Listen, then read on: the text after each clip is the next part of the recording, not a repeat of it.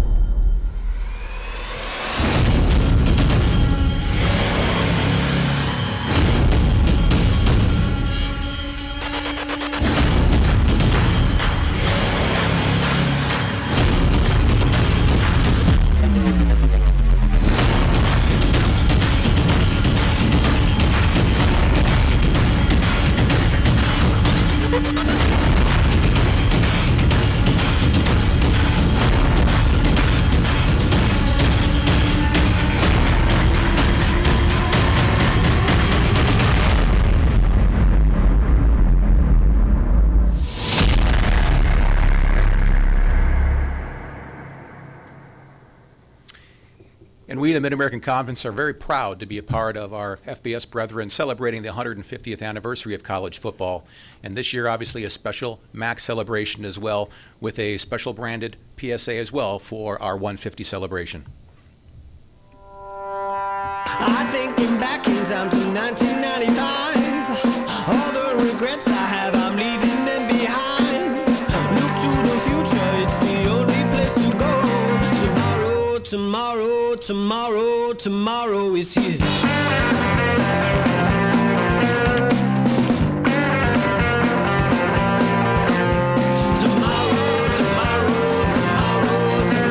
is here. At this point, I would like to introduce our Mid-American Conference Commissioner, Dr. John Steinbrecher. He is beginning his 11th year leading our conference and has served 25 years as a Division I commissioner across 3 different conferences.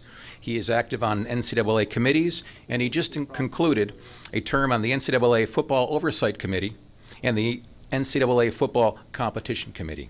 He is the chair of the College Football Officiating Board of Managers, and last February, Dr. Steinbrecher was named to USA Football's Developmental Model Council, and earlier this month was elected by Division I membership as vice chair of the NCAA Division I Council, becoming the first commissioner to serve in a council leadership position. At this time, I'd like to introduce the 8th commissioner of the Mid-American Conference, Dr. John Steinbrecher.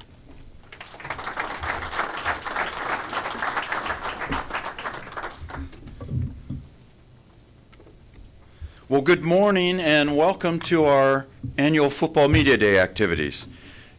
You know, this represents the start of the 2019 season and the 150th anniversary of college football. You know, as I was traveling to Detroit for this event, for some reason the Black Eyed Peas started playing in my head. And all I could hear were the lyrics, "Let's get it started here." And so, let's get it started. In addition to those joining us on ESPN3, let me welcome the many bowl representatives we have with us today. Thank you for what you do for college football. A big thank you to USA Football for its assistance with our annual youth clinic, our 9th, which was conducted yesterday involving more than 400 boys and girls from the Detroit Police Athletic League. In addition, we had a number of coaches and student athletes here today who participated and provided a great afternoon of football fundamentals and fellowship here at Ford Field. I want to welcome 4 new head coaches to the Mid-American Conference: Tom Arth, Akron; Scott Leffler, Bowling Green; Jim McElwain, Central Michigan; and Thomas Hammock, NIU. Welcome to MACtion. This is certainly a year for anniversaries. Just days ago, we celebrated the 50th anniversary of man first landing and walking on the moon. And now the 150th anniversary of college football. You know, football truly is the collegiate game. and it is a great family and community game. Virtually everyone involved in football, participants, coaches, fans, all have a family tie or a family story in connection with college football. Let me share one. 50 years ago, it was the 100th anniversary of college football. You hold up a picture here, and you can see it on the screens. I'm holding a picture of my father, Bill Steinbrecher, who at that time was coaching college football. My father, who is the person standing in the middle, and several other coaches, they're in front of the 100th anniversary banner of college football. Well, the person holding up that banner, standing behind it, was a young boy who just loved college football. And he loved hanging around practice and being a ball boy at games. Well, that person is me. And I have just numerous memories about being at college football then and today. That first game of college football in which Rutgers and Princeton faced each other was on November 6th, 1869. Who could have known then how this sport would grow and become a national passion? The celebration of the 150th anniversary will be a nationwide effort by stakeholders of college football. The NCAA, the NAIA, the National Junior College Athletic Association, the American Football Coaches Association, the College Football Playoff, the Football Bowl Association, NACDA, the National Football Foundation, the NFL, and the College Football Hall of Fame. There will be activities by our member institutions all season long, and on November 6th, the 150th anniversary game will be held in Athens, Ohio, as Miami and Ohio will meet for the 96th time in the conference's oldest rivalry, to be televised on ESPN2 and will be the only game in the country that evening. In the spring of 2018, to better prepare for this milestone, we established the Mid-American Conference 150th Anniversary Celebration Committee, which is chaired by Michael Alford, Director of Athletics at Central Michigan University. This group has worked with each institution in the development of individually tailored plans in which the membership will celebrate college football and the storied teams and players and coaches who have competed in this conference. Each week during the season, a different institution will be highlighted and featured on the conference's website, GetSomeAction.com, chronicling in pictures and videos and stories the history of Mid-American Conference football. As part of the season-long activities, all Mid-American Conference teams, in fact all collegiate teams, will wear a special logo to commemorate the 150th anniversary. I hope you enjoy this celebration and take the time to be a part of it. Just a moment ago, I mentioned this marking the 96th time that Miami and Ohio will meet. One of the special things about the Mid-American Conference are the long-standing rivalries among the member institutions. Western Michigan and Central Michigan have played each other since the early 1900s, and this year's game will mark the 90th meeting. Toledo and Bowling Green first played in 1919, and this season's game will be the 84th in the series. Akron and Kent State will play for the 62nd time in a matchup that dates to 1923. Whether it is the Battle of the Bricks, the Battle of the Cannon, the Battle of I-75, or the Battle for the Wagon Wheel, enduring rivalries are part of the rich tradition of the Mid-American Conference and help make college football so special. I am pleased to announce that ESPN has renewed the sub-licensing agreement with CBS Sports Network for the next 4 years. This will enable CBS Sports Network to telecast 12 football games, 12 men's basketball games, the men's basketball tournament semifinals, and the women's basketball finals. CBS Sports Network, which is available in more than 60 million households, has been a tremendous partner the past 4 years, and I look forward to the continued growth and development of our alliance with CBS. I would like to recognize 2 members of the conference staff who, effective immediately, are receiving promotions.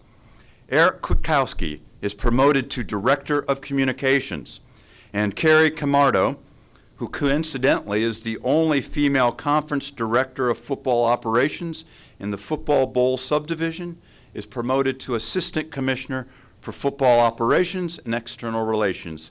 Congratulations on these well-deserved promotions.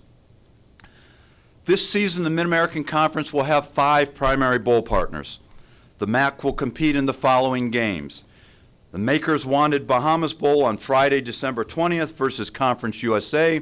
The Cheribundi Boca Raton Bowl on Saturday, December 21st versus the American. The Camellia Bowl on Saturday, December 21st versus the Sun Belt. The famous Idaho Potato Bowl on Friday, January 3rd versus the Mountain West. And the Mobile, Alabama Bowl on Monday, January 6th versus the Sun Belt. The Mid-American Conference has backup agreements with the Quick Lane Bowl and with ESPN events for its games in which the conference does not otherwise compete. Beginning in 2020 and for 6 years, the Mid-American Conference will have 6 primary bowl partners. Those games are the Nova Home Loans Arizona Bowl in Tucson, Arizona versus the Mountain West. This is a new bowl partnership for the conference. And as we went into the negotiating period for the bowls for the 2020 through 2025 cycle, this was a game we targeted. I am very pleased we were able to secure a spot in this game. The official announcement of this partnership will take place on Thursday in Tucson. Next, we will return to Detroit as a primary partner in the Quick Lane Bowl versus the Big Ten. It is gratifying to return to Detroit and play in the one bowl game in our geographic footprint. In addition, we will play in 4 games owned by or partnered with ESPN events. Each year we will anchor and play in the famous Idaho Potato Bowl and the Makers Wanted Bahamas Bowl. We will then play in 2 games from a rotation among the Cheribundi Boca Raton Bowl, the Camellia Bowl in Montgomery, Alabama, the Cure Bowl in Orlando, Florida, the Frisco Bowl in Texas, the Myrtle Beach Bowl in South Carolina, and the New Mexico Bowl in Albuquerque, New Mexico. And 1 or 2 other games could be added to this mix. This represents a strong slate of games against an array of opponents that should be challenging and provide attractive destinations to visit and enjoy. There are a handful of rule changes I want to highlight. First, there is a modification of the instant replay review for targeting. Beginning this season, the replay official must either confirm the call of targeting and only after confirming all the elements of a targeting foul, or if the elements cannot be confirmed, the call must be overturned.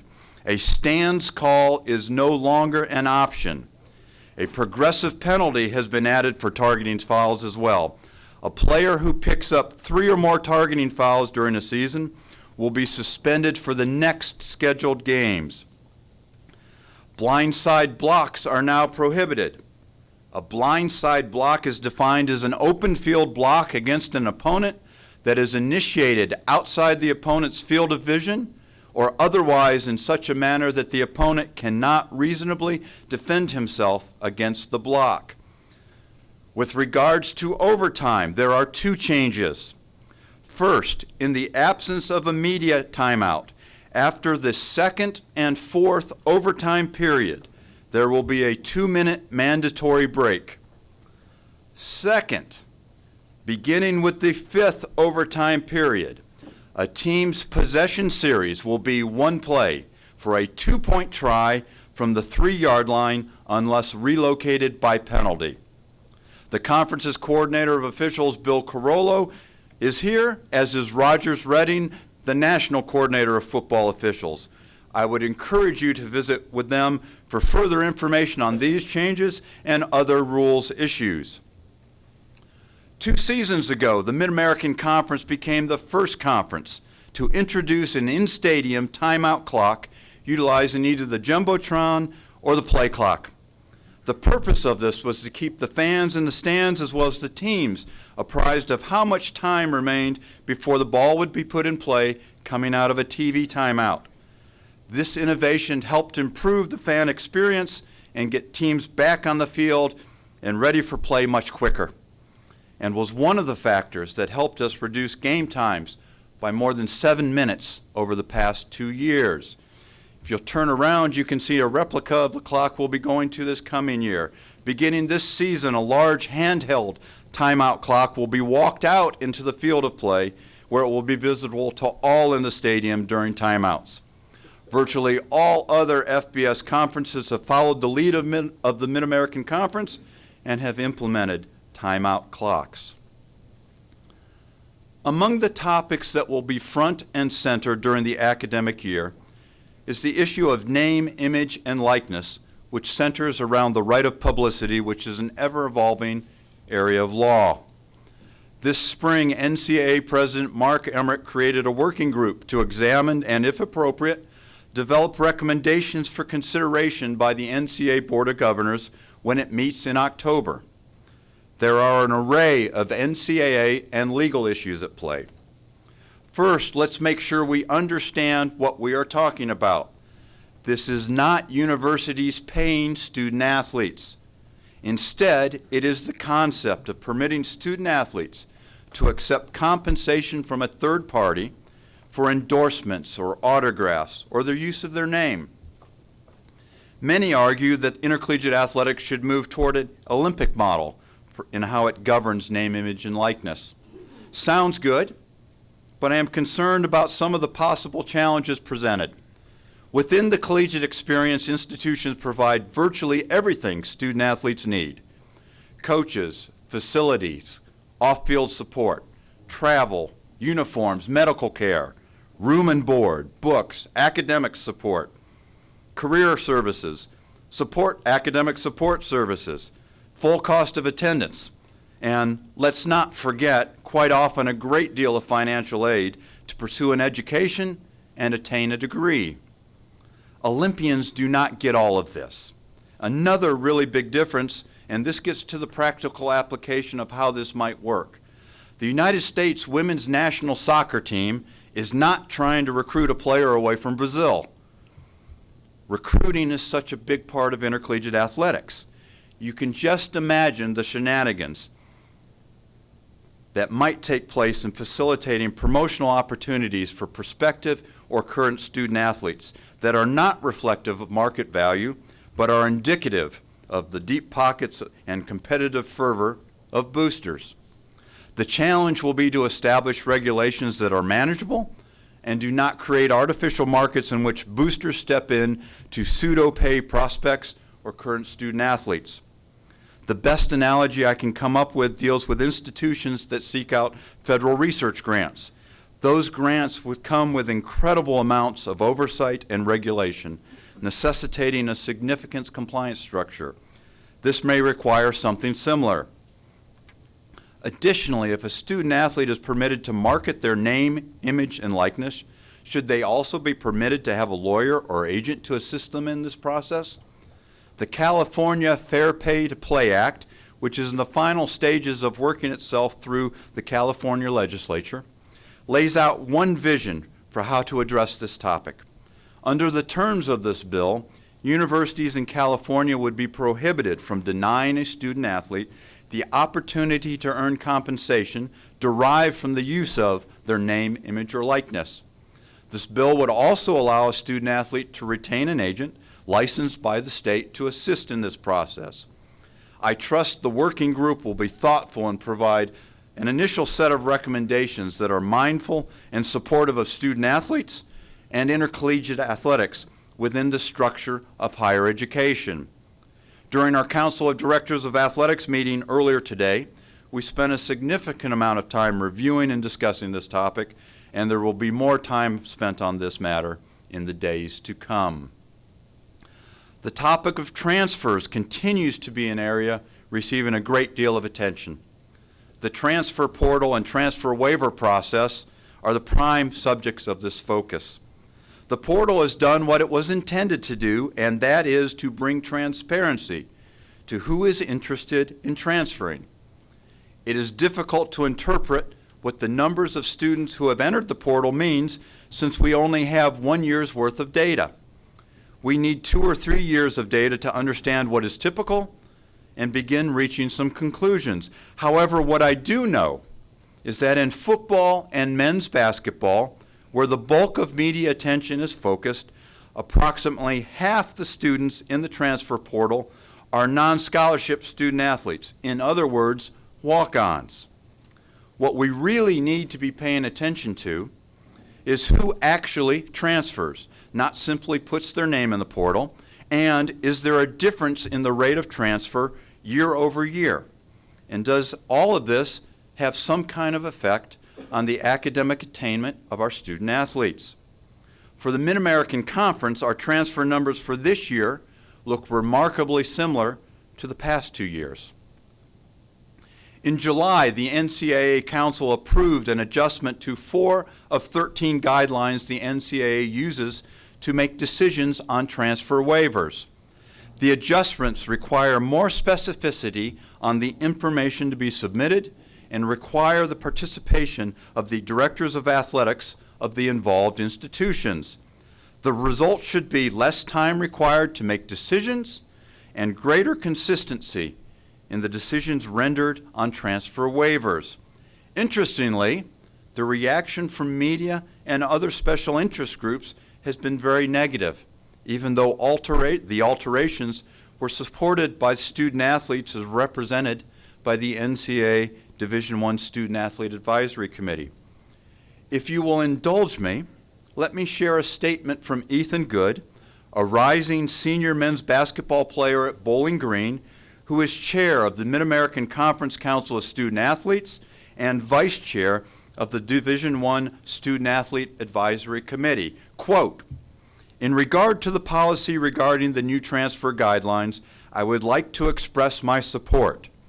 Being a member of the Division I Student Athlete Advisory Committee, as this was vetted and discussed, I took part in a number of discussions attempting to find a balance between creating maximum flexibility for student athletes who are suffering from extenuating circumstances, but also understand the potential to abuse such generosities from those who may take advantage of such an opportunity. I believe that the guidelines developed were focused in the correct direction and will help give student athletes more flexibility given something unfortunate may happen in their lives. Additionally, after more listening and discussing among the student athletes, we felt it important to include the athletics director of an institution in the transfer process in order to create accountability and transparency. This in turn helps prevent unfair practices such as runoffs, making thinking and reasoning clear between student athletes, coaches, and administrators is considered essential in creating a healthy process of transfer and even fosters a better culture for student athletes not interested in transferring. Because of the reasons listed above, I would like to express my support as a representative and friend of student athletes and a fan of sports." Unquote. This spring, the autonomous FBS institutions enacted legislation that guaranteed access to mental health services and resources for its student athletes. This policy put in place for the rest of Division I something the members of the Mid-American Conference enacted 5 years ago when we became the first conference to adopt a conference-wide mental health program that included procedures and best practices around mental health care and well-being of our student athletes. This was developed at the request of our student athletes and faculty athletics representatives. We have embraced and taken to heart the concept of, quote, "It is okay to not be okay," unquote. This is just another example of action speaking louder than words. Along this line, I have asked our Council of Student Athletes and institutional student athlete advisory committees, in addition to our other governance groups, to focus this year on the issue of bullying. Whether in person or online, so many of the behavioral issues I read about can be linked to bullying. An anonymous quote I once read has always stayed with me. Quote, "My pain may be the reason for somebody's laugh, but my laugh must never be the reason for somebody's pain." Unquote. I want the Mid-American Conference to be a leader as we consider this topic, define it, identify it, and confront and address bullying. Certainly one of the ways to judge the quality of a conference or of its teams is by its output. In the case of football, let's look at the professional ranks for just a second. As the NFL prepares to open training camp, the Mid-American Conference has almost 100 former students on NFL rosters, and inevitably, we will have 85 to 95 players on active rosters when the season begins. How about these interesting tidbits? The leading passer in the NFL last year was Pittsburgh's Ben Roethlisberger from Miami University. The receiver with the most touchdowns receptions was Pittsburgh's and now Oakland's Antonio Brown from Central Michigan. The top defensive player was Chicago's Khalil Mack from the University at Buffalo. One of the head coaches in the Super Bowl was Los Angeles' Sean McVay from Miami. And the Super Bowl MVP was New England's Julian Edelman from Kent State. Well, I don't know about you, but that group of five is certainly the Power Five of the NFL, or is that the Power Six? I'm struggling with my numbers sometimes, so help me out. I guess a good lesson there should be that we should focus less on labels or the number